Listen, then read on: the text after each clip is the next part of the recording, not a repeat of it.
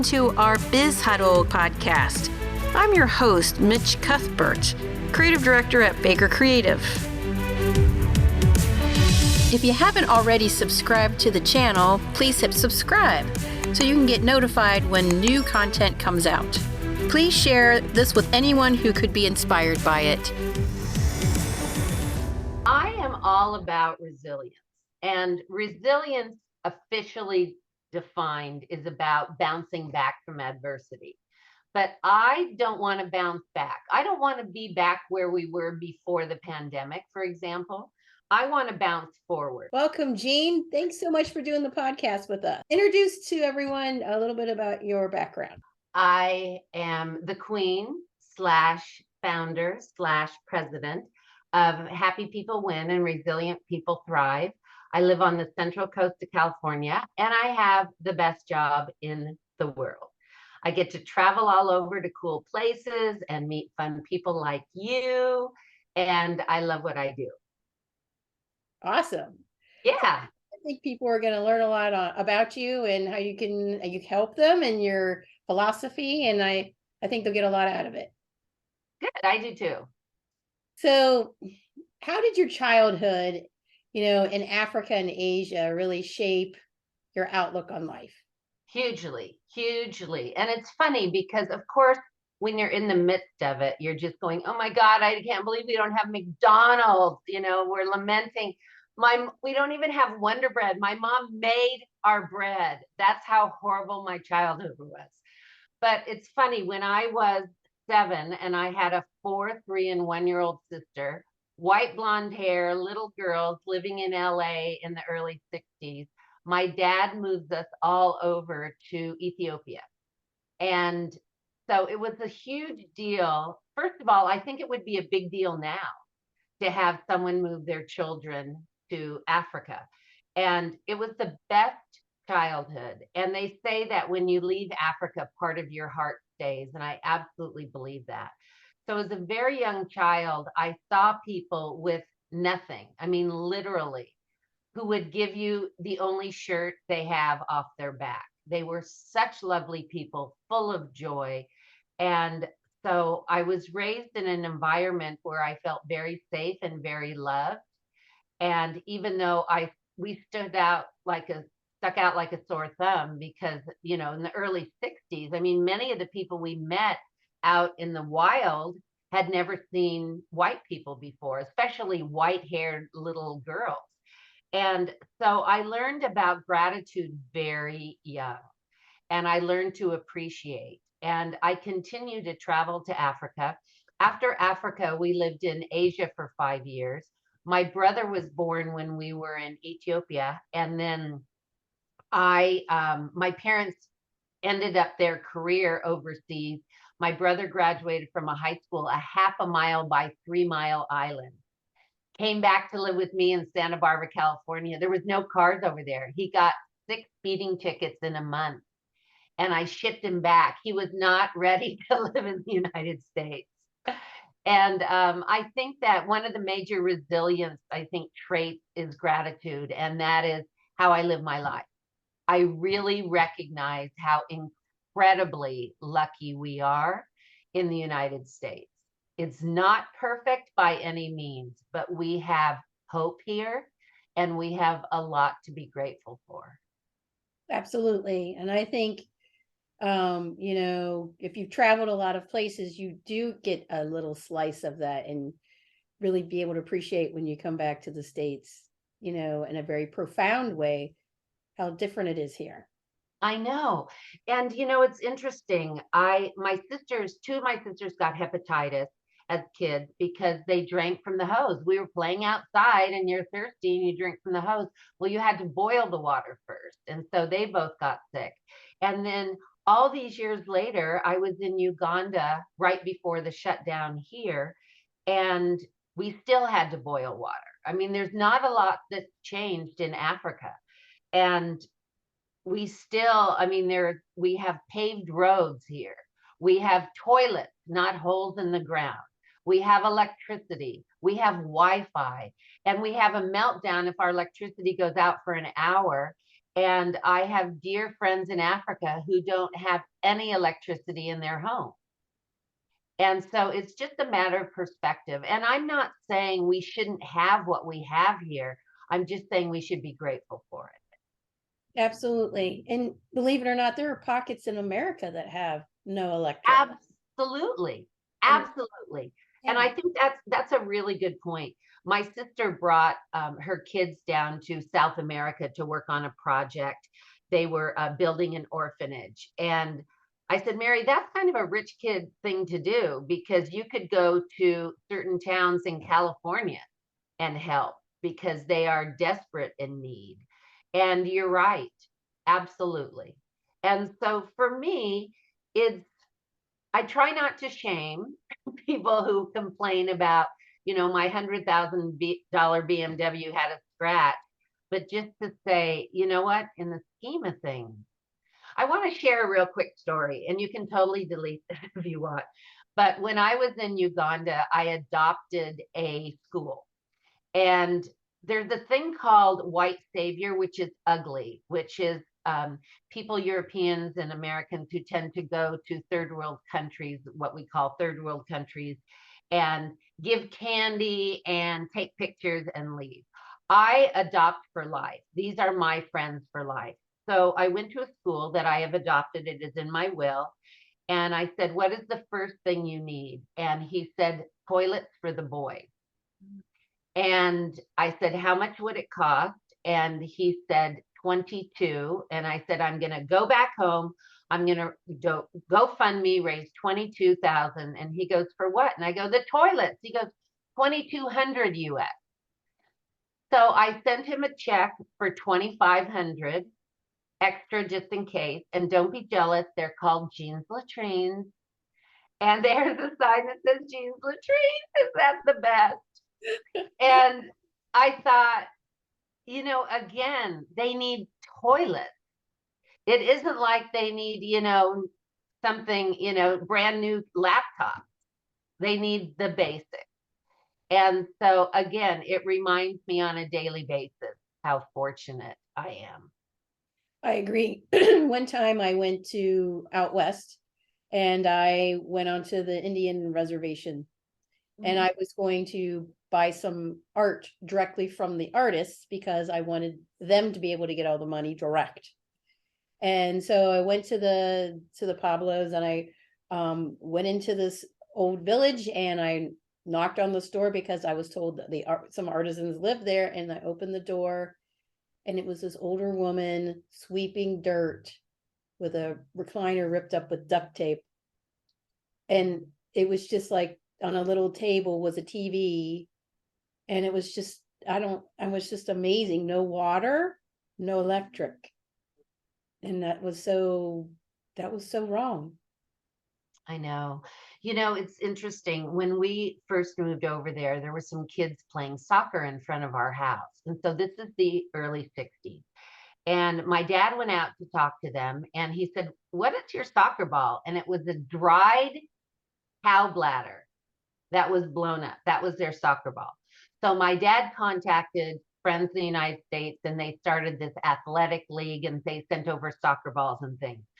So one of my friends' kids just moved to Tanzania last year.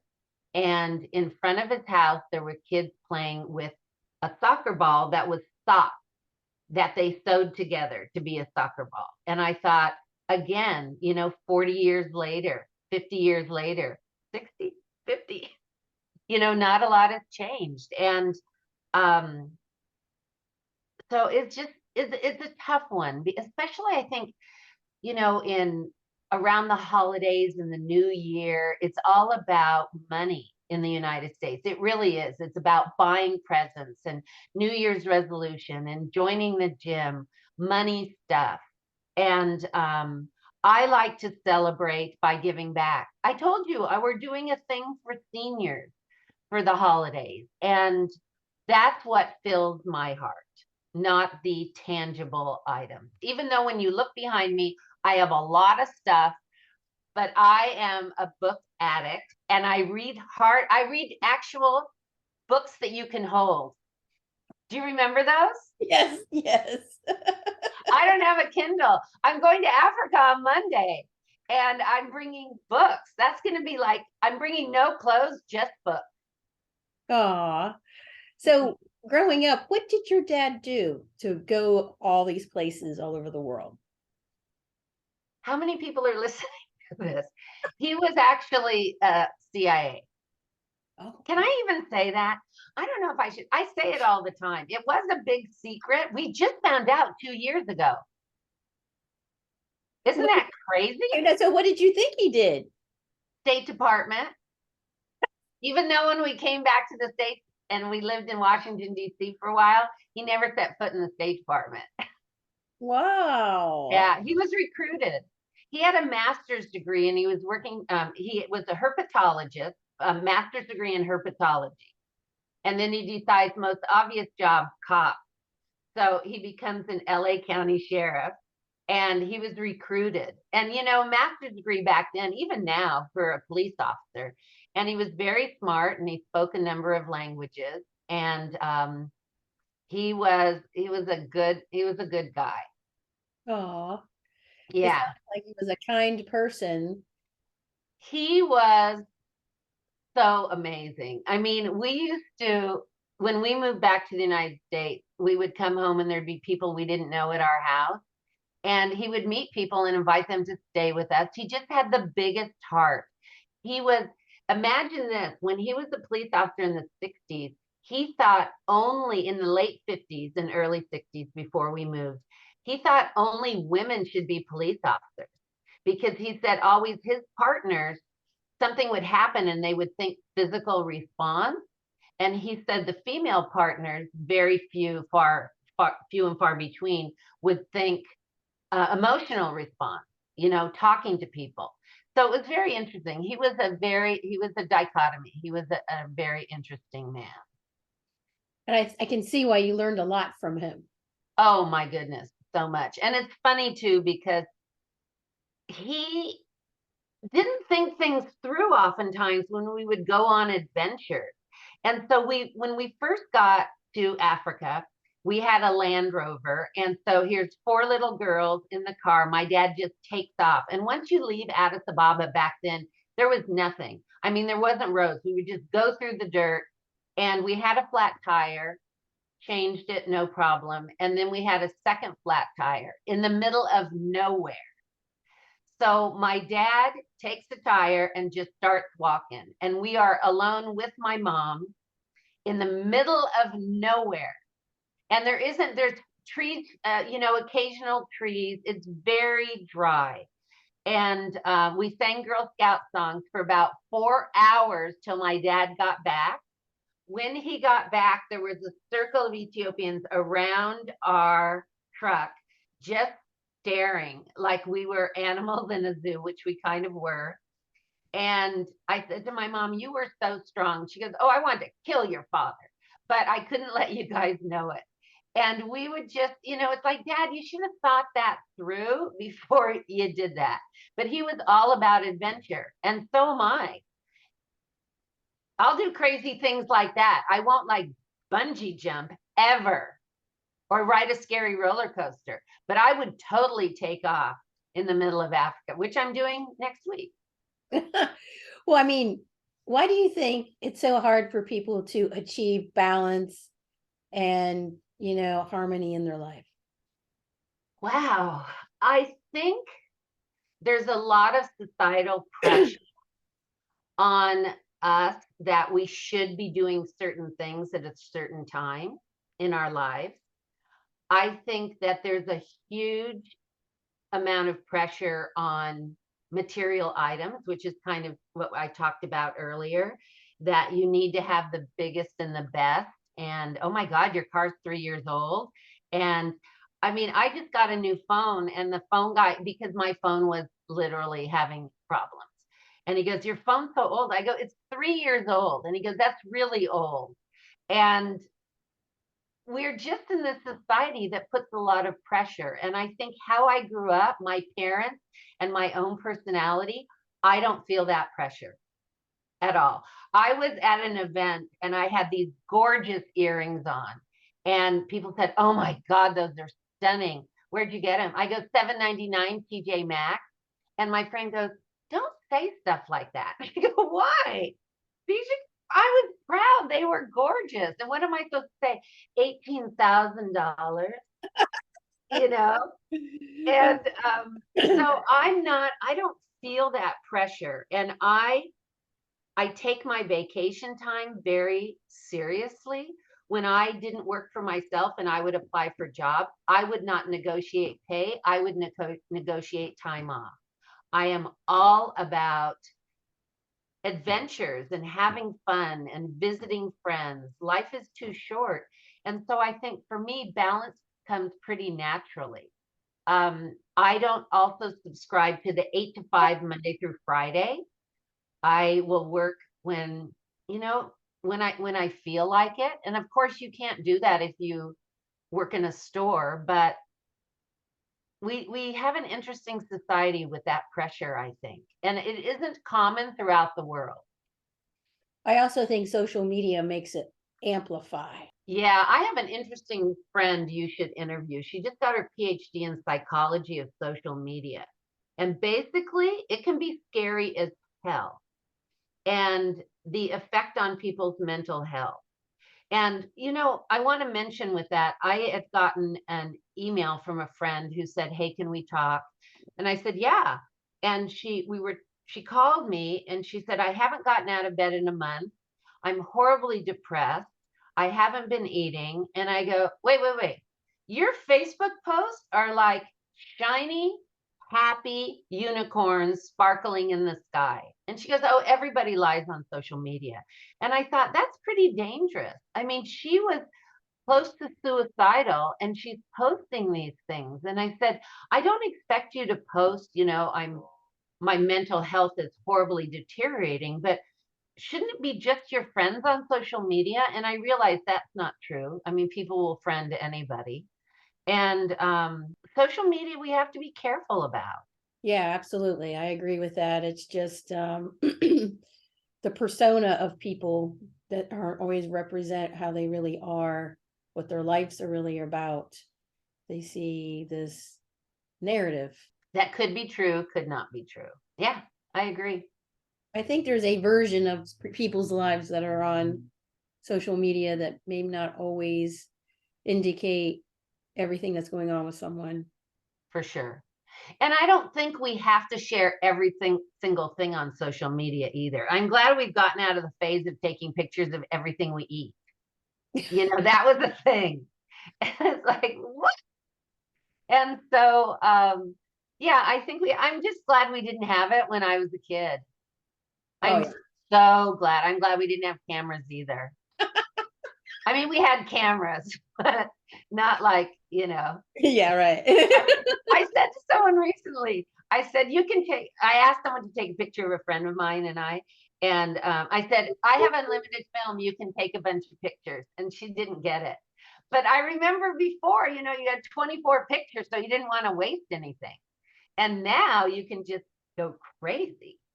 Oh yeah. Yeah. Yeah. That's So that's absolutely true. fun. Yeah, But then you always wonder, does someone want to see every moment of your life being documented? That's my question. I know. No. So next week before I go to Africa, I'm doing a gig in Arizona and I'm going to see a friend of mine who started playing on TikTok. He has 6.1 million followers. Verified 6.1 million. And his videos, I love him dearly, are so stupid. I don't even get it. So I guess there are people who want to see every minutia of your life. So what could someone do to try to achieve harmony in their life? Maybe they're not happy. Maybe it's kind of like that, Yeah. disconnect for them. Because, work's not always happy for everyone. Home's not Oh, always. for sure. Well, I am all about resilience. And resilience, officially defined, is about bouncing back from adversity. But I don't want to bounce back. I don't want to be back where we were before the pandemic, for example. I want to bounce forward. So there's a number of things, and one of them is gratitude and living a life of gratitude. And there's a lot of jobs that you feel like, what am I doing? I'm not helping anybody. I'm not making a difference. And so in that case, you need to find a way to make a difference outside work. So giving back in some way. And it's pretty easy to do because most nonprofits, their requirement for you to volunteer is that you're breathing. I mean, they desperately need help. Even little things like being kind to someone. I tend to, if I'm in line, I will buy, if the person behind me just has one or two things, I'll buy it for them. And I just did it the other day. This guy, he was an employee and he was buying a drink for his break. And I said, I'll get it. And he goes, what do you mean? And I said, I'll buy it for you. I said, scan it, then you can go on your break. You don't have to wait for me. He goes, you're buying my drink? I go, what is it, $80? It was like $2. And he was so excited. And how simple is that? So you don't have to be Oprah and buy everybody a car. You can buy, do a simple thing. Another thing is practicing being in the moment. We tend to, I think Americans aren't good at this. We tend to focus on the future or worry about the past, and there's nothing we can do about either of them at this point. So practicing mindfulness, being in the moment, I diaphragmatically breathe. And I have to tell you, when I wake up at 3 in the morning and everything is crazy at 3 in the morning, just taking deep cleansing breaths and focusing on my breath will get me back to sleep. And when you're stressed out or when things aren't going well, just taking the easiest is the box breathing, which is just breathing in for 4 seconds, holding for 4 seconds, letting go, and repeating. I tend to do it longer now. I do about 7 or 8. But a friend of mine is a police officer, and he was really not doing well. And his chief sent him to a rehab facility to get clean and sober, and then to a mindfulness training. And he said now when he gets a call that everybody's agitated, and so is he. He gets back in his car, he might get another immediate call. He says he spends 3 minutes diaphragmatically breathing, practicing mindfulness, and he goes from fight or flight to calm. Just that quick. And I think we need to incorporate that into our day because people have stressful jobs. And even if your job isn't stressful, there's so much going on in the world right now that we need to really step back and take a moment for ourselves and center ourselves. Yeah. Another thing is optimism, and sometimes it is hard, but I can always find the happy. I mean, even YouTube 3-minute video of a dog can absolutely put me in a happy mood. It's the little things. So, in today's environment, the marketplace is kind of volatile. And, people getting laid off, actually, people getting sick, some people that maybe even in a hospice situation. Yeah. It can be very depressing and, very disappointing. But how could someone in those situations be able to revisit these concepts? I'm actually a huge fan of whatever works. And pharmaceuticals absolutely are necessary for some people to get out of that deep funk. Never, ever be ashamed to reach out for help. And it might mean that, it might be talking to a therapist. There's so many groups available. And I'm also a huge advocate of group support. A friend of mine lost her dog, and it was her child. And she found out that our hospice group actually has a support group for people who've lost their pets. How wonderful is that to be in a room where people get it? And I'll tell you an interesting thing. I am so fortunate that I am friends with Frank DeAngelis. And Frank was the principal at Columbine during the massacre. And I admire him so much. Every time we Zoom, I cry because he says something that just touches my heart. And last time I talked to him a few months ago, I said, where have you been? And he said, I was at Uvalde. And I said, Frank, because he says, I understand. And so he every time there's a school shooting, I mean, it brings this back. So he told me this thing. He said that months after the massacre happened, he went to his doctor, and his doctor said, Frank, who are you talking to about this? And he said, my wife. And he said, oh, if you were shot, would you have had your wife do the surgery? And he goes, of course not. And he said, your wife's not a therapist. And I think that's really important. And Frank has been seeing the same therapist on and off for what, 23 years now. And I think we need to destigmatize that and see it as a sign of strength. And another thing is, most often it isn't bosses who notice something's going on with an employee, it's a peer. And so approaching them and saying, you know, I care about you. Is everything okay? And not pushing it, but just letting people know that you are available. Utilize your EAP program. I think that, I mean, if I had an EAP program, I would be using it every single time I could. We all need someone to talk to. And talking to a professional, I think, is important. Reaching out. I want to add something else that I read that I love so much. This woman wrote that when her friends call her and say, you know, they assume that she has time to talk to them. And so even though you're overwhelmed, you go, okay, yeah, I'll talk to you. Tell me your problems. And so what she started to do is if she called someone, she says, do you have the bandwidth right now to handle this? And a true friend can say, no, not now. Let's talk tomorrow. I love that idea of asking permission before you just load on a friend. That's why we have professionals. But I think that respecting others' bandwidth is really an important thing. Oh, absolutely. And it also goes along with boundaries as well. Yeah. Yeah. We need to set boundaries because otherwise there are people out there who will use and abuse us. Absolutely. So I know that there's a difference between bouncing back and bouncing forward. Can you kind of elaborate on that? Well, I think bouncing back is to where you were before the situation happened. And if you were at the perfect place, great. But many of us weren't. And I don't think we were as a country. I don't think we were as a world. And I think this is the first time that a pandemic, this has affected every single inch of the earth.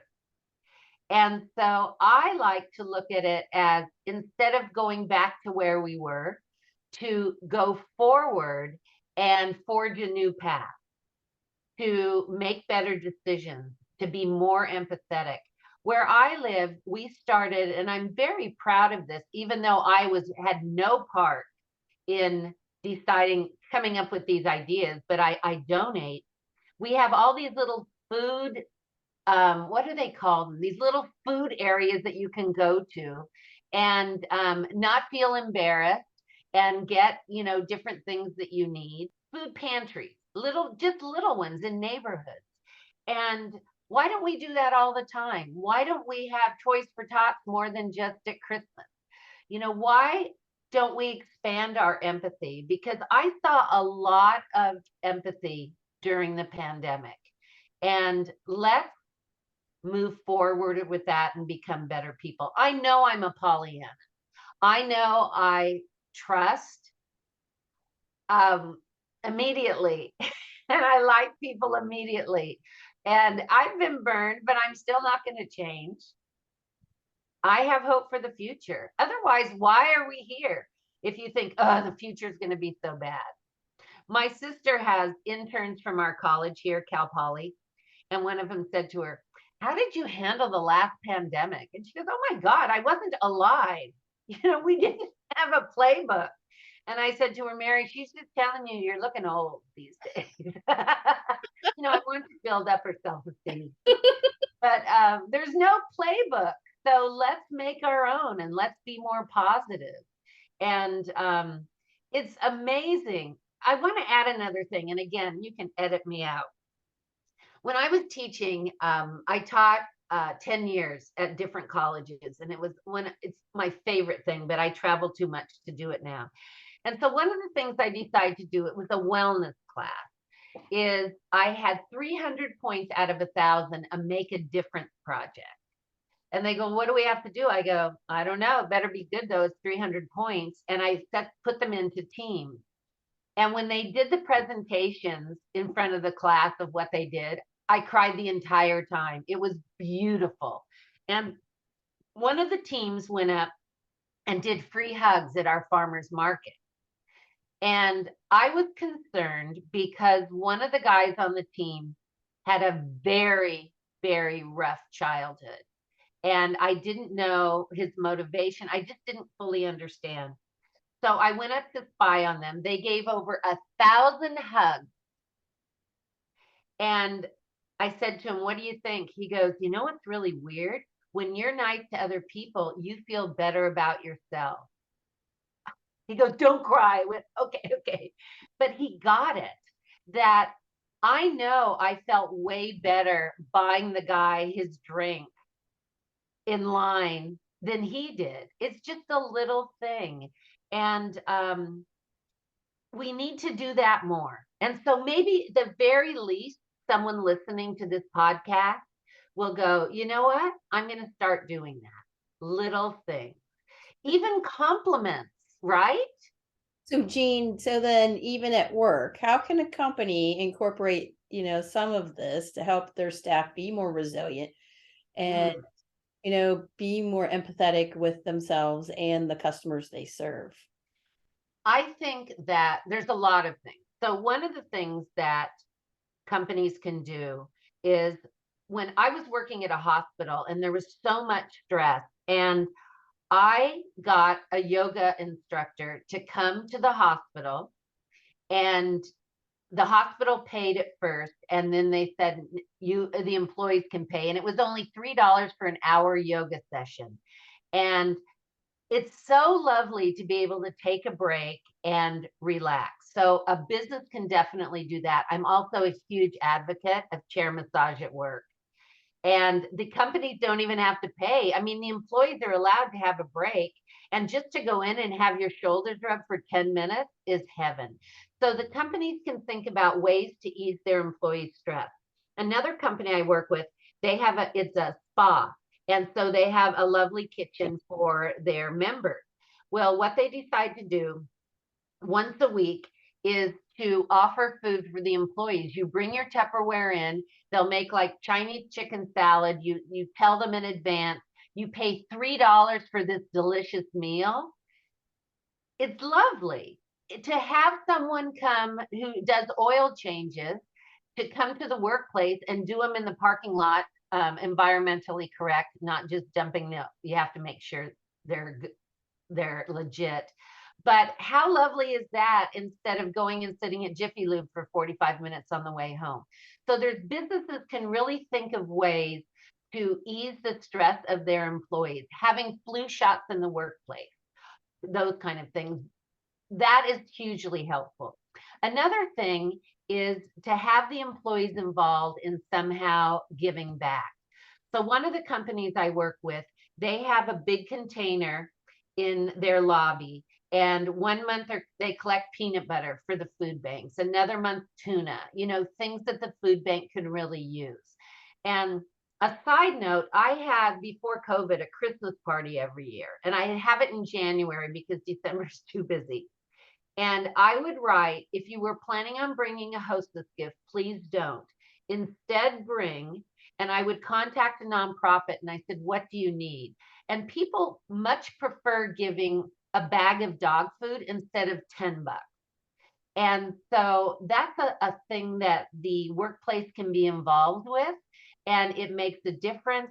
Where we live, we have beach cleanup. And it also is really good for your branding, having 30 people at the beach with your logo on t-shirts, cleaning up the beach. So many things that they can do. Another company I work with has what's called a CROW team, which is work spelled backwards. And they're volunteers and they get to have an hour extra for lunch each month, and they get together and they decide fun things that the staff can do. And it's everything from dress up days, all different kinds of things, to have fun at work, which I think is a brilliant idea. And what research shows is it doesn't diminish work time. It actually, it makes people more productive when they have fun at work. So there's so many different things, and it doesn't cost a fortune. One of the companies I work with, they said, we bring our staff and their families to Mexico for a week every year at a resort. And I said, okay, you don't need to really do that. I mean, that is super expensive. You can have, pizza night. Doctor's office I work with, they have around this time of year, they get these miniature pumpkins, and after work one night, they have all this food, and people decorate their miniature pumpkins, and they put them on shelves in the waiting room, and everybody gets to see what they decorated, and the patients get to vote for their favorite one, and just fun things like that. I suggest going to a local college near you and see if they have a program for engagement specialists. And this is kind of a new thing. My friend has a full-time job doing this, and her main job is making sure the employees stay engaged, that they have fun at work, that they feel that they're making a difference, that they get to know each other. When I was working at a company in Sacramento, I went to the local comedy store and I said, how much is it? And they said, at the time it was $15 to drink minimum. I said, what if I buy out the place? They said, well, you could do it on a Thursday night, not on the weekend. And we'll do it for $10, $5 or $10, no drink minimum. I sold out in 20 minutes. And people had so much fun. And why don't we do that? Why don't we have someone go to a local movie theater and say, hey, if we come at 2 o'clock in the afternoon, you know what? Spending 2 hours away from work in a year is not going to hurt a business. Right. I agree. It's a part of the culture. It's It part of is. bonding. And I know I've seen some articles that were like, all these perks, people won't stay, but it's a collectively what that culture means, both from, resilience, but also it helps people be more creative. It helps people think outside the box and helps people bond. So there are Absolutely. And you're right about the creativity. All the things I talked about, creativity goes through the roof. And we spend so much time at work. And now with the hybrid, I don't even know. It's going to be fascinating to see with so many people working from home. I mean, I'm a boomer. I like hugs. I like in person. However, as I shared with you earlier, I also enjoy virtual because it is business from the waist up, party from the waist down. Back me up. So, okay, it's my last question. So when it's all said and done, what kind of legacy would you like to leave? I think making a difference, and it doesn't have to be finding world peace. I think it's making people smile and having people realize that they're appreciated. I'm big on sending text to people that I love just to say, hey, thinking about you. I called my mom last week and said to her, I was up in Washington and I called her and I go, hey, mom, just want to tell you, my mom's almost 91 next month. And I said, I just want to tell you, you are a badass. I said, thinking back, because I was in an airport and I saw this mom with one kid by herself, like having a meltdown. And I thought, my dad was already in Africa when we went over. My mom, 4 little kids who'd never flown. We flew from LA to Paris, spent the night there, then to Africa, 4 kids by herself. I go, you are amazing. And she just laughed and goes, thanks. And we need to tell people that. We need to not just think it. We need to say, wow, I'm so glad you're in my life. Thank you. If you're a boss out there listening to it, buy a stack of notes, write a note, a personal note to someone and said, you know what, every time I come in the office and I see you smile, it makes my day. Thank you. Because I keep those and I know the employees will as well. It's just, I want to be remembered for being kind. I totally agree with that. And if you have that culture of someone looking forward to that, or you feel like your boss appreciates you, that means a lot. I know. I want to add something. I was working with a company and there was about 150 employees. And I was talking to their general manager and he said, people just don't seem happy. He goes, mostly reception. And there was about 10 people working in reception. So I went over to talk to them and I said, what would you like? And they said, we'd like him to know our name. And I went, really? And they said, yeah. He always comes over and goes, hi, looks down at the name tag. And so I taught a class with 150 students once, and I learned all of their names in a quarter. He can do that. So I went to him and he goes, what do they want? And I said, I have a feeling you would rather have me say they each want $500. He goes, what do they want? And I said, they want you to learn their name. And he goes, I'd rather give them each $500.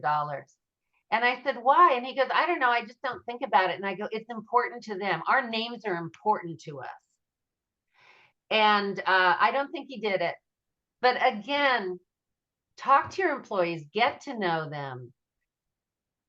They were asking to matter. Yes. They were asking him to care. Yeah. And that's heartbreaking. I was working with another man. He was the head of public works in San Luis Obispo. And so he worked for the county. And he said when he started, he met with every employee for 15 minutes and not about work stuff, about tell me about yourself. What's your favorite restaurant in town? I just moved here. And people loved it. And it was genuine. And what a lovely thing. Yeah, you gave time. That was the gift. Yeah. Yes.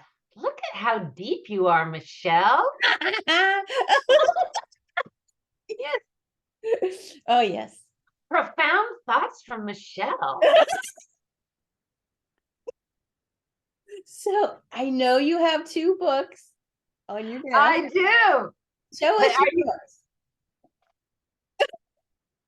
So I wrote this one, I'd Like to Run Wild. And the story behind it is I was working at a home health agency for the staff. And one of the things they offered was hospice care. And they had a client who had a stroke. She was in her 80s. She wasn't able to speak or get out of bed her final day. And they would write on a clipboard, how do you feel? And every day she would pick up the pen, some days too weak to even write anything, sometimes smile face, a sad face. And one day, 3 days before she passed, she picked up the pen and wrote, I'd like to run wild. And it made me cry because she died 3 days later. And what made me sad was for her, but also all of us who are too sophisticated or too educated or too rich to run wild. I do every single day. One of my friends told me recently, it takes an hour to walk a block with you because you talk to every single person. I go, I do. I can make a best friend in an elevator.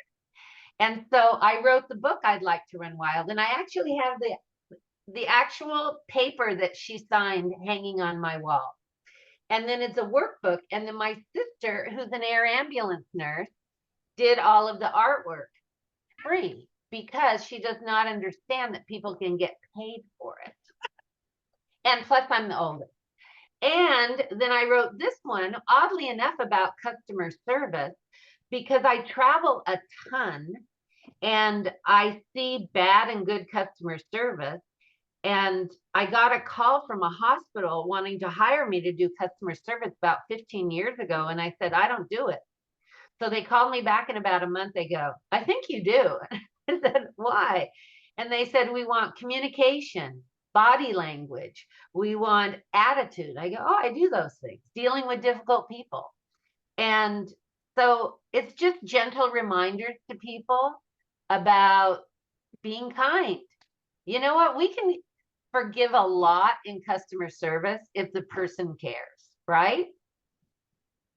Absolutely. And they felt heard and they felt like their voice or their complaint mattered and something came Yes, from that is huge. It just it is. is. Listening. I Mhm. have a chapter in here on listening. I think listening is a lost art. And simply listening and not like you're complaining to me and I'm like this. Yeah. Right? Focusing. Yep. So where can people get these books? At my website. Well, I really appreciate all your time and thanks so much for coming on our podcast. You are so welcome. You are a joy. You have what's called a Duchenne smile. It means it's a genuine smile that makes people happy. Oh, thank you. Yeah, it's lovely because this smile is not legit. Can I help you? You're going, oh my God, don't do that. Don't do that. Just stop. Wear a mask. Yeah, thank you so much. I appreciate it.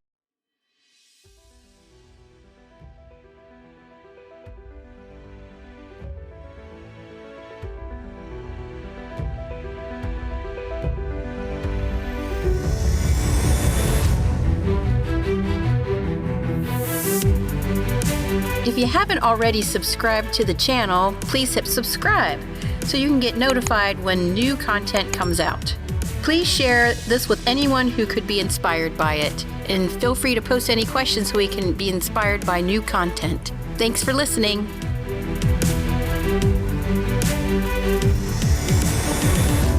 If you're interested in learning more, visit our website at bakercreative.co.